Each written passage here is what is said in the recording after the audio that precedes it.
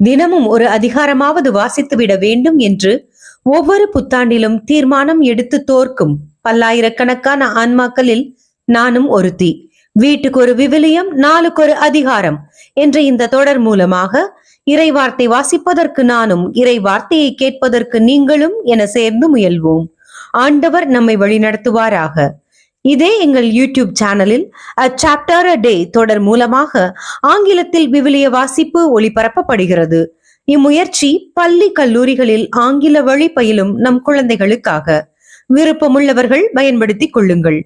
தமிழ் மற்றும் ஆங்கிலத்தில் விவிலிய வாசிப்பை கேட்க லூர்து மஹல் என்ற எங்கள் ஸ்பாட்டிஃபை சேனலை பின்தொடருங்கள். மத்தேயு நற்செய்தி அதிகாரம் 1.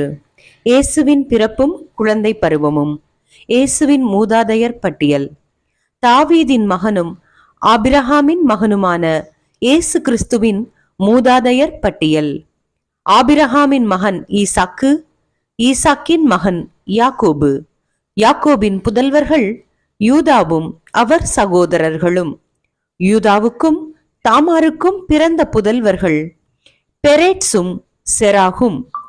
பெரேட்சின் மகன் எட்சரோன், எட்சரோனின் மகன் ராம், ராமின் மகன் அம்மினதாபு, அம்மினதாபின் மகன் நஹசோன், நஹசோனின் மகன் சல்மோன், சல்மோனுக்கும் ராக்காப்புக்கும் பிறந்த மகன் போவாசு, போவாசுக்கும் ரூத்துக்கும் பிறந்த மகன் ஒபேது, ஒபேதின் மகன் ஈசாய், ஈசாயின் மகன் தாவீது அரசர்.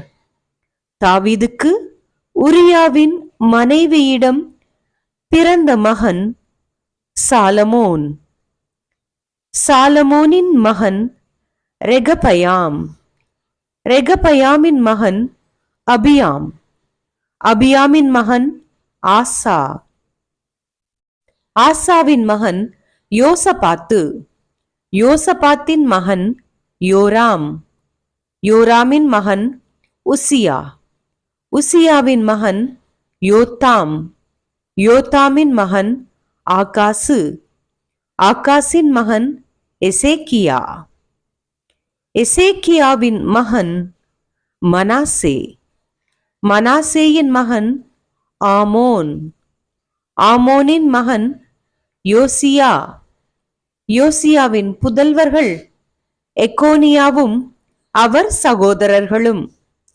இவர்கள் காலத்தில்தான் யூதர்கள் பாபிலோனுக்கு சிறைபிடித்து செல்லப்பட்டார்கள்.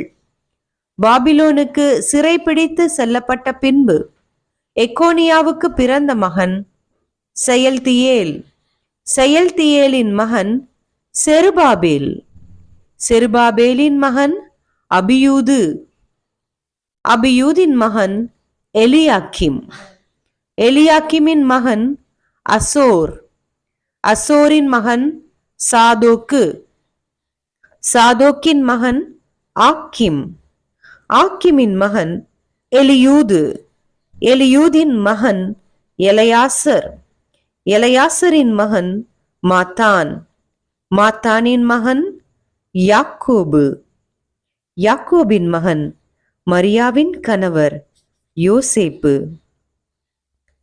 மரியாவிடம் பிறந்தவரே கிறிஸ்து என்னும் இயேசு. ஆக மொத்தம் ஆபிரகாம் முதல் தாவீது வரை தலைமுறைகள் 14. தாவீது முதல் பாபிலோனுக்கு சிறை பிடித்து செல்லப்பட்டவர்கள் வரை தலைமுறைகள் 14. பாபிலோனுக்கு சிறைப்பிடித்து செல்லப்பட்டவர்கள் முதல் கிறிஸ்து வரை தலைமுறைகள் 14. இயேசுவின் பிறப்பு. இயேசு கிறிஸ்துவின் பிறப்பையொட்டிய நிகழ்ச்சிகள். அவருடைய தாய் மரியாவுக்கும் யோசேப்புக்கும் திருமண ஒப்பந்தம் செய்யப்பட்டு இருந்தது. அவர்கள் கூடி வாழும் முன் மரியா கருவுற்றிருந்தது தெரிய வந்தது. அவர் தூய ஆவியால் கருவுற்றிருந்தார். அவர் கணவர் யோசேப்பு நேர்மையாளர். அவர் மரியாவை இகழ்ச்சிக்கு உள்ளாக்க விரும்பாமல் மறைவாக விலக்கிவிட திட்டமிட்டார். அவர் இவ்வாறு சிந்தித்துக் கொண்டிருக்கும் போது ஆண்டவரின் தூதர் அவருக்கு கனவில் தோன்றி, யோசேப்பே, தாவீதின் மகனே, உம் மனைவி மரியாவை ஏற்றுக்கொள்ள அஞ்ச வேண்டாம். ஏனெனில் அவர் கருவுற்றிருப்பது தூய ஆவியால் தான். அவர் ஒரு மகனை பெற்றெடுப்பார். அவருக்கு இயேசு என பெயரிடுவீர். ஏனெனில் அவர் தம் மக்களை அவர்களுடைய பாவங்களிலிருந்து மீட்பார் என்றார். இதோ, கன்னி கருவுற்று ஓர் ஆண்மகவை பெற்றெடுப்பார். அக்குழந்தைக்கு இம்மானுவேல் என பெயரிடுவர் என்று இறைவாக்கினர் வாயிலாக ஆண்டவர் உரைத்தது நிறைவேறவே இவை யாவும் நிகழ்ந்தன. இம்மானுவேல் என்றால் கடவுள் நம்முடன் இருக்கிறார் என்பது பொருள்.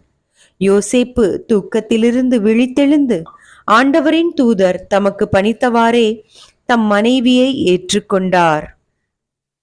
மரியா தம் மகனை பெற்றெடுக்கும் வரை யோசேப்பு அவரோடு கூடி வாழவில்லை. யோசேப்பு அம்மகனுக்கு இயேசு என்று பெயரிட்டார். கிறிஸ்து வழங்கும் நற்செய்தி. கிறிஸ்துவே உமக்கு புகழ்.